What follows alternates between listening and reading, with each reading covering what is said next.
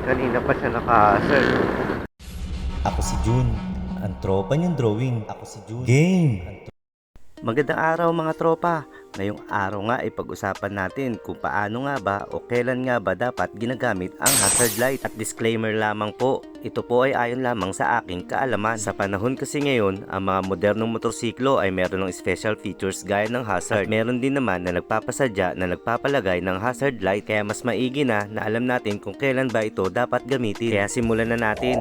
Ginagamit ito kapag merong kakaiba sa ating motorsiklo or kapag tayo ay nasiraan, kasabay ng marahan na paggilid at paglapag ng helmet upang tayo ay mapansin at makahingi ng tulong. Ginagamit din ito kapag merong emergency or merong aksidenteng nangyari upang tayo makatawag ng pansin at makahingi na rin ng tulong. At isa pong paalala, hindi po dapat ginagamit ang hazard light kapag tayo ay umaandar, lalo na kung merong malakas na bagyo at medyo zero ang visibility. Maaari kasi tayo makapahamak ng kapwa natin motorista at maging dahilan ng pagkalito niya kung tayo ba ay kakaliwa o kakanan. Yun lang mga tropa, ito ay base lamang sa aking pagkakaalam. Kayo, ano bang pagkakaintindi ninyo sa hazard light? Kailan ba ito dapat gamitin? I-comment nyo lang para na rin sa ikaliligtas na makakapanood ng video na ito. Maraming salamat sa inyong panonood mga tropa. Hanggang dito na lang. Salamat, ride safe!